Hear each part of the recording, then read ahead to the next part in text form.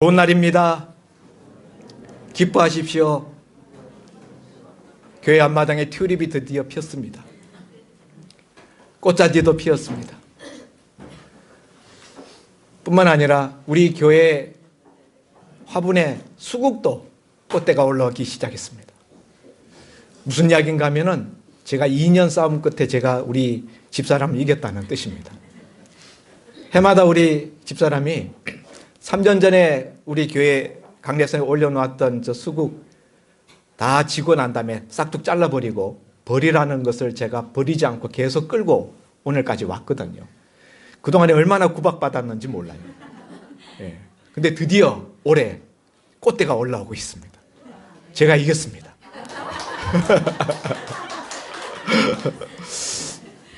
오늘은 종려주일입니다.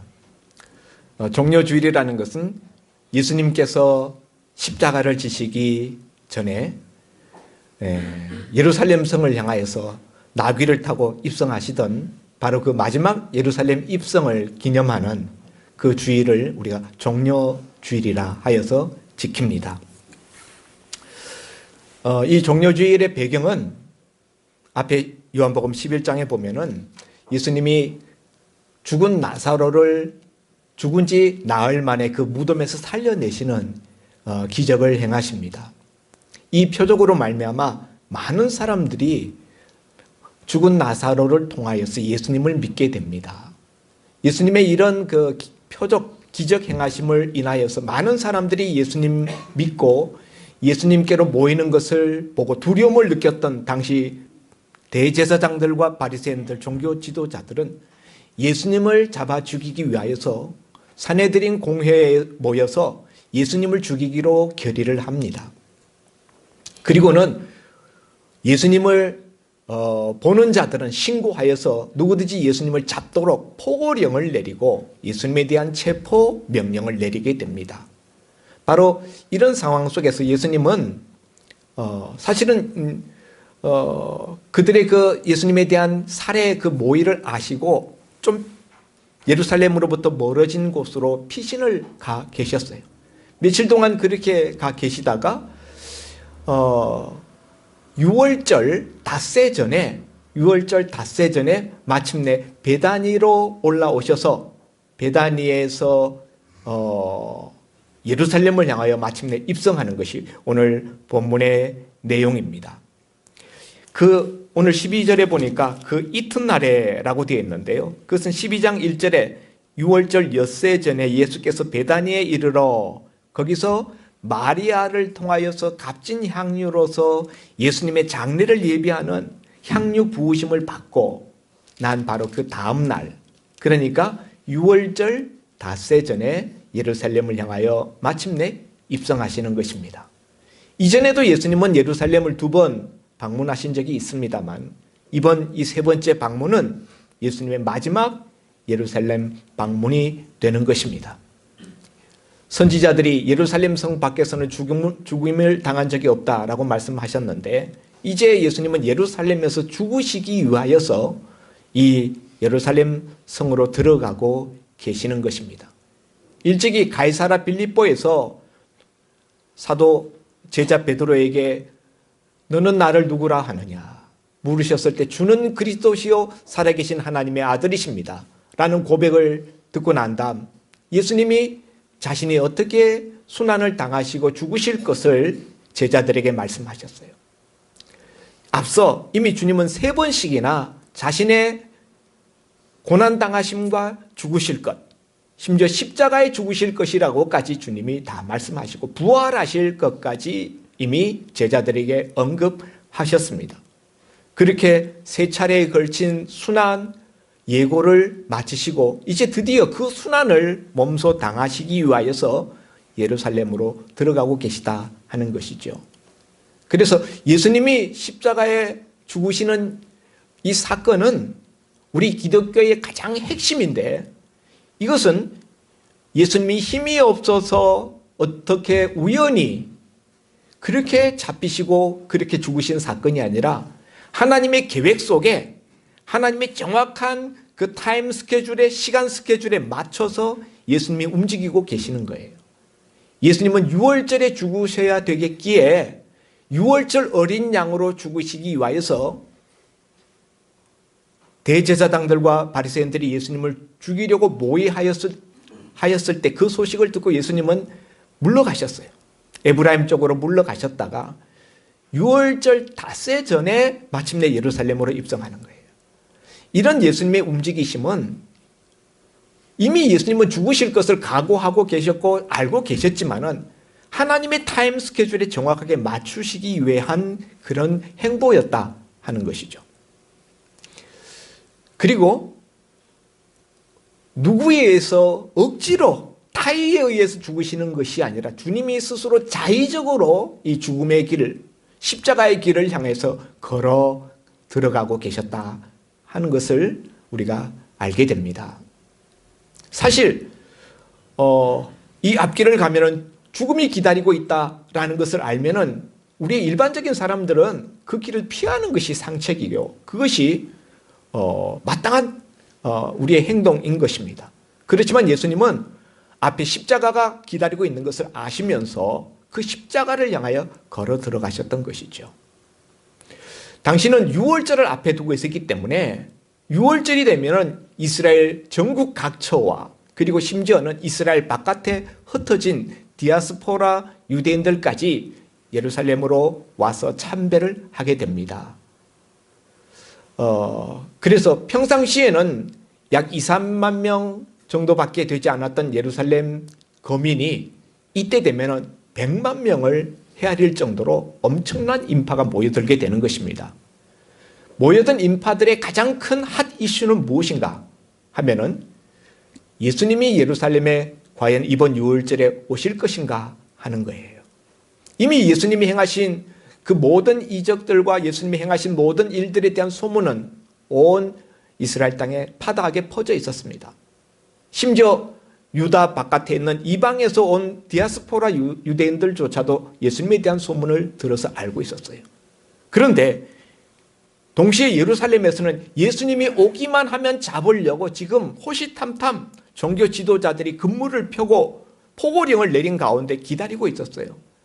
이런 위태한 위험한 상황이 벌어지고 있는 이 배경 속에서, 이런 상황 속에서 과연 예수님이 이번 유월절에 예루살렘으로 들어오실 것인가?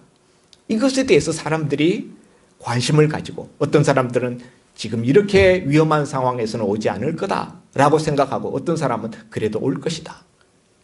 굉장히 이게 궁금하고 가장 큰 이슈가 되어 있었습니다. 그런데 그때 바깥에서 들려오는 소문이 지금 예수님이 예루살렘으로 들어오고 계신다는 소문이 들린 거예요. 베다니에 머물러 계셨던, 베다니는 예루살렘 들어오는 입구의 관문입니다. 그 베다니에 머물러 계셨던 예수님이 마리아의 향유 부으심을 받고 마침내 예루살렘으로 들어온다는 소문이 들리자 예루살렘 성 안에 모여 있었던 인파들이 예수님을 맞이하러 성 바깥으로 나가는 거예요.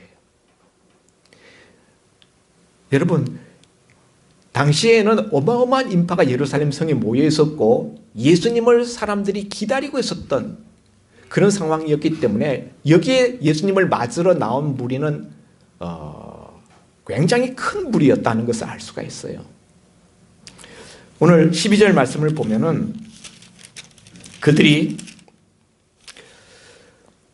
예수께서 예루살렘으로 오신다는 것을 듣고 종려나무 가지를 가지고 맞으러 나가 외치되 호산나 찬송하리로다 주의 이름으로 오시는 이 곧 이스라엘의 왕이시여 하더라. 종려나무 가지를 들고 나가서 예수님을 열광적으로 맞이합니다. 예수님의 예루살렘 입성에 대한 기사는 마태복음, 마가복음, 누가복음, 요한복음 이 사복음서에 다 기록되어져 있습니다. 그런데 조금씩 달라요. 요한복음은 마태, 마가, 누가복음이 다 기록된 이후에 그 모든 복음서를 다 본 요한이 최종적으로 쓴 것이 요한복음입니다. 그래서 요한은 예수님 가장 측근에 있었던 그 제자 3인방 중에 한 사람이요. 예수님의 품에 기대어서 예수님과 친밀한 교제를 나눌 정도로 예수님과 가까웠던 그런 관계였으며 예수님의 제자 중에서 가장 오래도록 생존하여서 복음을 전하였던 제자로서 예수님의 심경을 누구보다 잘 알아요. 그래서 이 기록된 내용이 보면은 마태, 마가, 누가복음하고는 조금 다른데요. 거기에서 보면은 예수님이 베다니에서부터 나귀를 타고 들어오신 것 같이 기록되어 있습니다만 여기는 먼저 예루살렘에서 환호하는 무리들이 나와요. 이 사람들은 예수님을 따라왔었던 제자와 그 동행하였던 그룹이 아니고 성 안에 6월절 명절을 맞이하기 위하여서 예루살렘에 이미 와 있었던 무리들입니다. 성지 순례객들이죠. 이 사람들이 예수님을 맞이하기 위하여서 종려나무 가지를 들고 나와서 호산나라고 외치는데요. 그런 이 무리들의 모습을 보신 예수님의 반응은 나귀를 불러다가 나귀 새끼를 타고 예루살렘 성 안으로 들어가십니다. 이 부분이 마태, 마가, 누가복음하고는 좀 달라요. 예수님의 심경을 누구보다도 잘 알았던 요한은 이렇게 이 부분을 살짝 달리 기술하고 있는데요. 왜 그랬을까? 마태, 마가, 누가 요한복음을 보면서 동일하게 의문이 드는 한 가지는 이렇게 열광적으로 예수님을 환영하면서 맞이하는 무리들에 대한 예수님의 반응이에요. 예수님을 맞는 이 무리들은 엄청난 열정과 기쁨과 기대를 가지고 예수님을 정말 우리식으로 이야기하면 열광적인 우레와 같은 박수로 맞이하고 있는데 예수님은 아무 대답이 없어요. 예수님이 어떻게 했다라는 말씀이 없어요. 여러분, 우리는 이 본문을 읽으면서 어떻게 생각하는가 하면은 예수님이 손을 흔들면서 그들을 향하여서 우리 정치하시는 분들이 그렇게 자기를 환영하는 사람들한테 답례하듯이 예수님이 그렇게 했으리라고 생각하는데요. 성경 본문에는 예수님이 아무 말씀도 하지 않고 아무 행동도 하지 않고 묵묵히 나귀를 타고 그냥 들어가실 분이에요. 예수님이 무슨 말씀하셨다는 말씀이 있나요? 한마디 예수님 말씀하시는 게 없어요. 예수님이 그들을 향해 손을 들어서 그들의 그 환호에 예수님이 회답했다 이런 말씀도 없어요. 그것은 예수님의 아무 행동도 취하지 않았기 때문이에요. 예수님의 침묵, 어떤 의미에서 예수님의 침묵이에요. 묵묵히 예수님은 그냥 예루살렘 성 안으로 걸어 들어가십니다. 그럼 여러분, 왜 청중들이 나와서 열렬히 환영하는 것을 보고 예수님이 그때 나귀 새끼를 불러서 타고 들어가시느냐? 이때까지는 나귀를 타지 않고 예루살렘 성을 향하여 들어가시다가 청중들의 이와 같은 열광적인 지지 그리고 환호와 영접을 바라보면서 예수님이 나귀를 불러서, 나귀도 그냥 나귀가 아니라 한 번도 사람이 타보지 아니한 새끼 나귀를 타고 성 안으로 들어가십니다. 들어가면서 아무 말씀도 안 하죠. 그 청중들에게. 이건 무엇을 의미하는 것일까요? 사도 요한이 이렇게 이 예루살렘 성을 입성하는 예수님의 모습을 기록하는 이유는 뭘까요?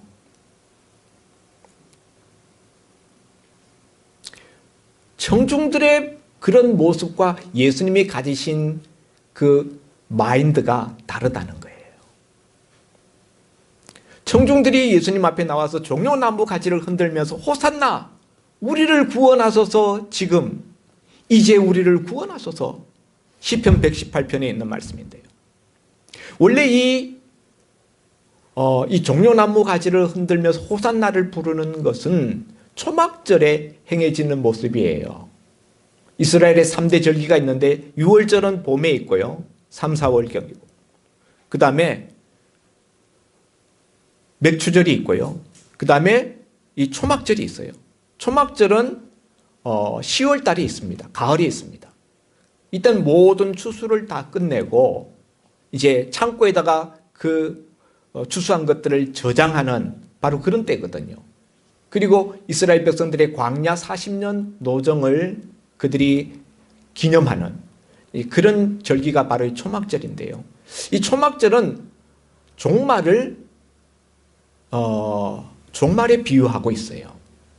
세상 마지막에 주님이 이 세상 모든 것들을 추수하시고 알곡들을 하늘나라 천국 곳간에 들이시는 그 마지막 그 종말을 기다리는 그런 영적인 의미가 있는 절기가 바로 이 초막절이에요. 그때는 종려나무 가지를 흔듭니다. 종려나무 가지는 승리를 상징합니다. 부활과 승리를 상징해요. 종려나무 가지는 잘라서 그루터기에다 불을 태워도 죽지 않고 싹이 다시 올라와요. 이 종려나무는 승리를 상징하는데요. 그래서 예수님이 예루살렘을 향해 들어올 때 종려나무 가지를 흔들었다. 초막절에 행해져야 되는 모습인데 나중에 이스라엘 사람들은 초막절에만 종려나무 가지를 흔든 것이 아니라 다른 절기에도 종려나무 가지를 흔드는 것이 이제 그 이후에 생겨난 그런 풍습이 되었습니다. 그런데 6월절에 예루살렘을 향하여 들어오시는 예수님은 사실은 십자가에 죽으시기 위해서 어린 양 예수로서 제물로서 드려지기 위해서 들어오시는 예수님이잖아요. 그런데 예수님을 맞이하는 청중들은 예수님에게서 어떤 이미지를 지금 보고 있는가 하면은 이미 며칠 전에 예수님이 죽은 나사로를 살려냈다라는 소문을 들었어요. 오늘 본문에도 보면은 18절에 이에 무리가 예수를 맞으면 이 표적 행하심을 들었음이라. 이 표적이라는 것은 죽은 나사로를 살려낸 표적. 이 소문을 다 들었다는 거죠. 예수님에게 대단한 능력이 있다는 것을 확인한 이 군중들은 이 예수님이야말로 죽은 것 같은 이스라엘 나라를 살려낼 바로 그들이 그토록 기다리던 그 메시아라고 생각했던 것이죠. 지금 이스라엘 나라는 어떤 상황인가 하면 로마의 식민 통치를 받고 있는, 그래서 모든 세금을 걷어서 로마에 바치고 로마에서 세운 꼭두각시 정치 지도자들 혹은 로마의 총독 이런 사람들이 와서 이스라엘 땅을 다스리고 있었던 식민 통치를 받던 시대입니다. 로마의 압제하에 있었던 시대예요. 그러므로 이스라엘 백성들이 가지고 있었던 한결같은 염원은 나라를 로마의 말발굽 아래에서 독립시켜서 옛날 다윗 왕 때와 같은 강대한 제국을 다시 한번 회복하는, 그것이 온 이스라엘 백성들의 꿈이요 소망이었던 것입니다. 예수님의 놀라우신 능력 행함에 대한 이야기를 들었던 이스라엘 백성들은 예루살렘을 입성하는 예수님에게서 그걸 기대했어요. 그래서 종려나무 가지를 흔드는 것은 예수님이 로마에 승리하시고 이스라엘에게 정치적인 독립과 옛 다윗 제국의 영광을 회복시켜 줄 것이라는 기대를 가진 그들의 그 환영하는 모습이었던 것입니다. 그런데 예수님은 사실은 로마로부터 이스라엘을 독립시킬 그런 정치적인 메시아로 이 땅에 오신 것이 아니라 온 세상 모든 만민의 죄를 대속하시고 십자가 위에서 죽으심으로 온 세상 모든 만민들을 구원하는 구원의 메시아로, 영적인 메시아로 예수님이 오셨던 것입니다. 그렇기 때문에 예수님은 자기를 환호하는 이 군중들의 그 의도 자체가 예수님의 의도와 맞지 않았기 때문에 아무 반응을 보이지 아니하시는 거예요. 그리고 그런 정치적인 메시아를 기대하는 그들에게 나는 그런 메시아가 아니다라는 것을 보이는 듯이 나귀 새끼를 타고 예루살렘 성으로 입성합니다. 여러분, 나귀도 큰 나귀가 아니고 작은 새끼 나귀, 그런 새끼 나귀를 타고 예루살렘에 들어가시는 예수님의 모습은 위풍당당했을까요? 아니면 초라하게 보였을까요? 초라하죠. 압살롬은 전쟁에 나갈 때 노새를 탔어요. 고대의 장군들은, 이방의 로마의 장군들은 전쟁에서 승리하고 들어올 때는 흰 백마를 타고 들어왔습니다. 병사들의 머리를 밟으면서 들어왔어요. 병사들을 땅바닥에 엎드리게 하고 머리를 밟으면서 들어왔다. 그게 힘 있는 자의 모습입니다. 힘 있는 왕의 모습입니다. 예수님은 전혀 그런 모습이 아닌 말도 아니고 노새도 아니고 나귀인데 그것도 새끼 나귀. 초라한 그런 모습으로 이스라엘 열광적인 종려나무 가지를 흔드는 그 무리들 가운데로 지나가시는 거예요. 이렇게 하시는 것은 주님이 스가랴서 9장 9절에 예언되어 있는 그 메시아인 것을 자기 스스로 나타내는 것입니다. 스가랴 선지자는 일찍이 메시아, 그들을 구원할 메시아가 올 때 그가 나귀 새끼를 타고 온다라고 예언해 놓았던 것이죠.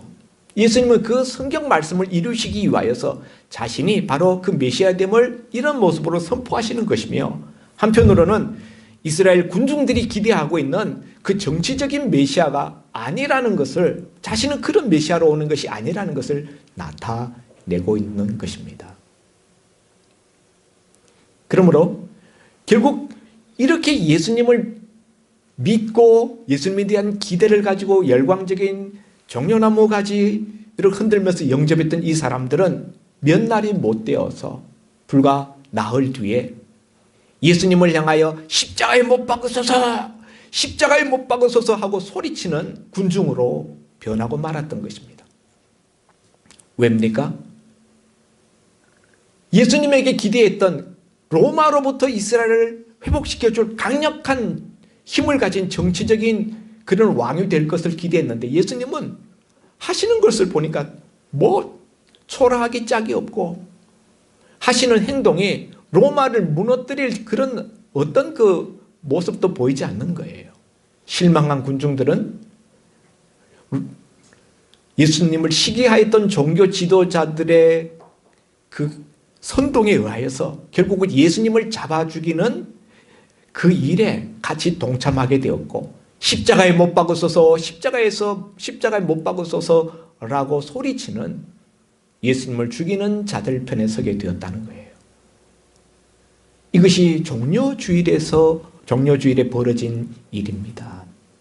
이 본문을 통해서 우리가 깨닫고 교훈받아야 될 것은 무엇일까요?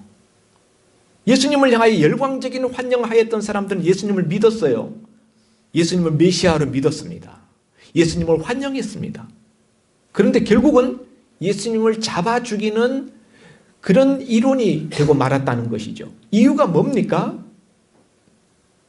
자기들이 기대했던 그 메시아상 정치적인 왕이 되는 모습을 예수님이 보이지 않았기 때문에, 자기들의 기대와 어긋났기 때문에. 사랑하는 성도 여러분, 여러분은 나귀를 타고 초라한 모습으로 예루살렘에 들어오시는 예수님의 모습에 대해서 어떻게 생각하십니까?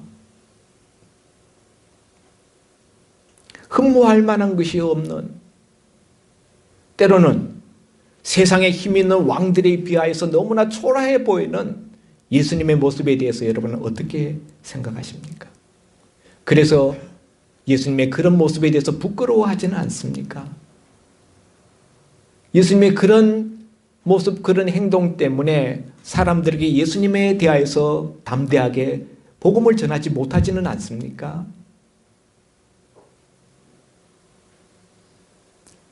성도 여러분, 예수 믿는다는 것은 무엇입니까?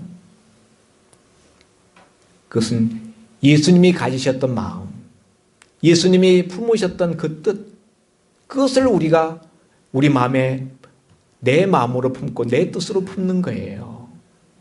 예수님은 하나님 아버지 뜻을 품어서 하나님이 인류를 구원하시기 위해서 예수님을 제물로, 어린 양으로 바쳐지도록 하셨던 그 뜻을 따라서 지금 십자가의 죽음의 길을 가시는 거예요. 그러나 사람들은 자기들의 야망, 자기들의 욕망, 자기들의 소망, 로마로부터 이스라엘을 독립하여서 강력한 다윗 제국을 다시 형성하는 이것에 예수님을 통로로 삼아서 그런 기대를 예수님에게 걸었기 때문에 결국 그 기대가 무너질 때 예수님을 떠나고 예수님을 버리고 예수님을 향하여 돌을 던지게 되었다는 것이죠. 사랑하는 성도 여러분, 우리는 어떤 마음으로 예수님을 따릅니까? 어떤 마음으로 예수님을 우리가 믿습니까? 내가 중심이 되고 내 어떤 욕심이 중심이 되면은 그것이 무너질 때 우리는 예수님을 버리게 된다는 거죠. 예수님을 떠날 수밖에 없다는 것이죠. 우리 신앙은 내 소망과 내 뜻이 중심인 것이 아니라 하나님의 뜻, 예수님의 계획, 예수님이 하시고자 하는 일, 그것이 중심이 되어야 되는 줄 믿습니다. 아멘입니까? 나 중심성, 그게 무너져야 돼요. 예수님은 베다니에서 출발하셔서 예루살렘으로 들어가시면서 환영하는 무리를 보시고 제자들을 보내십니다. 가서 어디에 가면은 나귀가 있을 것이다. 그 나귀 새끼를 끌어가지고 와라. 누가 왜 그러냐고 물어보면 주가 쓰시겠다 하라. 그랬어요. 거기에 주님이 처음으로 자기를 주라고 표현합니다. 주인 주자. 예수님이 스스로 내가 주다 이렇게 선언하시는 거예요. 여러분, 내가 주가 아니라 예수님이 주님이십니다. 모든 뜻하는 바, 계획하는 바, 주님의 뜻이, 주님의 계획이 중심이 될 때 우리는 비로소 진정으로 예수님을 따르는 예수님의 제자가 될 수가 있는 것입니다.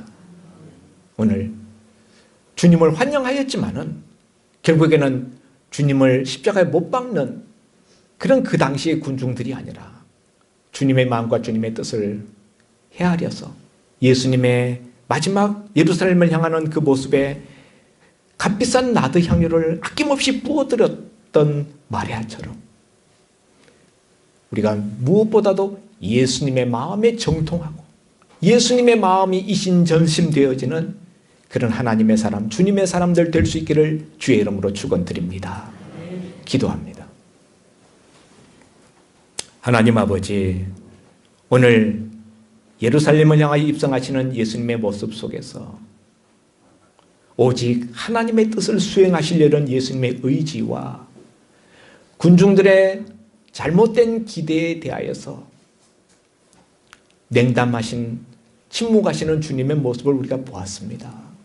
아버지 하나님, 오늘 우리가 주님을 따른다고 하면서 혹 당시 예루살렘 군중들과 같은 잘못된 모습으로 주님 앞에 나오지는 않는지 우리 자신을 돌아볼 수 있게 하여 주시옵시고, 내가 중심이 아니라, 내가 주가 아니라 오직 예수님이 주이시며 하나님이 주이신 그런 저희들 되게 하여 주옵시고, 주님의 마음에 정통한 종들이 되게 하여 주옵소서. 예수님 이름으로 기도하옵나이다. 아멘.